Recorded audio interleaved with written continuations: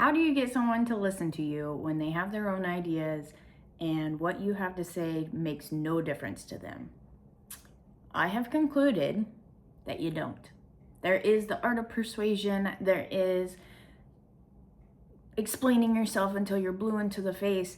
But if somebody already has a set ideation on how something's going to work, if they don't want to hear what you have to say, they're not going to. They're not going to soak it in. They're not going to take in your advice because they know what they know. Hi, I'm Frankie. I'm behind, and I've been on vacation. I've been visiting my father, and I have come to the realization that in some instances, it's best to just save your energy than to try to fight and make someone see your point of view. And this goes within your life relationships, your business relationships. It's kind of like a well-versed world view if you look at it in the fact of people understand evidence. There is the difference between a fixed and a growth mindset, which I was also thinking about. Having that terminology makes no difference if you don't know what it means. So let me iterate, where a fixed idea or mindset is where you know something to be true because you've heard stories about it, you've had your own experience, and you're in this like tunnel vision of like, this is the only way. Where the growth mindset, which is something that's fairly new, I've noticed they've been teaching it more in schools now. It's where you get more curious. It's where you are allowing yourself to see other outcomes than the one that you believe. It's like the four levels of learning.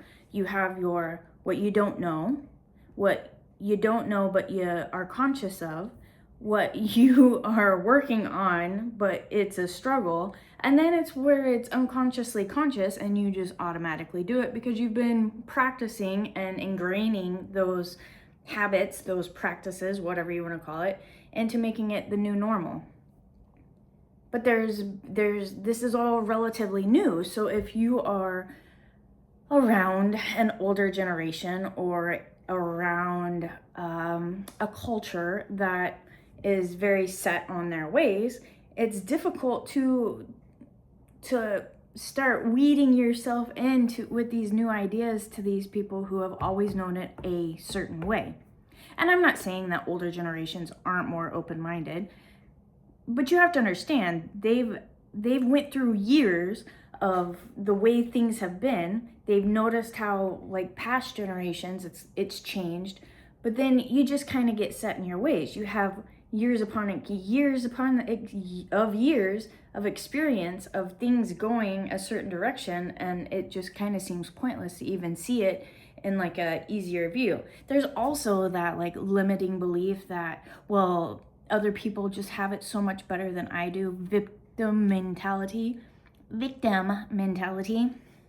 where nothing ever works out for me, and you get into this whole problem loop instead of actually searching for the solution. Now this is kind of went on to a tangent from where I was starting with that of like, how do you get people to listen to you?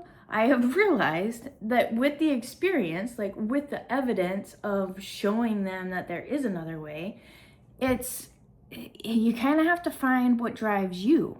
And what I found that drives me is spite. I am driven by spite. So the more that you tell me I can't do something or it's not possible for me, the more I want to prove you wrong.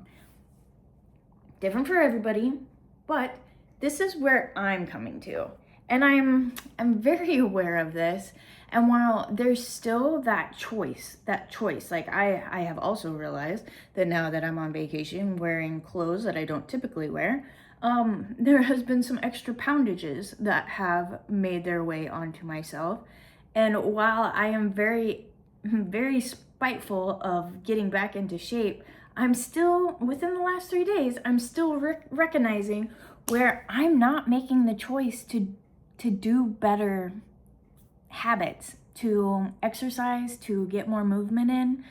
So I mean, that's a choice, and that's something that I get to identify with, that I get to bring into myself and decide, like, if this is what you're gonna do, then this is what you're gonna do. Because if you just keep tottering back and forth, it's so hard because I've gained so much weight. Okay, well, do something about it. It's make the decision, because the more you cry about it, time is still gonna pass by. So make the decision and stick with it so that you can see the results. I know, easier said than done, but literally, I feel as though if I spent 30 minutes, honestly, cardio, like I want to work on my core, and I know that cardio is required for fat loss on top of like paying attention to your calories. So it's literally just incorporating, even starting with 10 minutes a day of cardio, and it doesn't even have to be running because there's so many different cardios. It's just incorporating that 10 minutes and then bumping it up and just getting back into the routine. And it, one way or another, we'll get there, but it's that decision. And what's worse, I feel like this is kind of goes back into like when you're trying to persuade someone into the way that you're thinking. Like, what's worse? Bring up that, like, if nothing changes, then what's the worst of it? Because if something changes, then you're gonna have a different outcome than what you're seeing. So, that's today's thought. Hope you're having a lovely one. I will be back in a few days. Bye.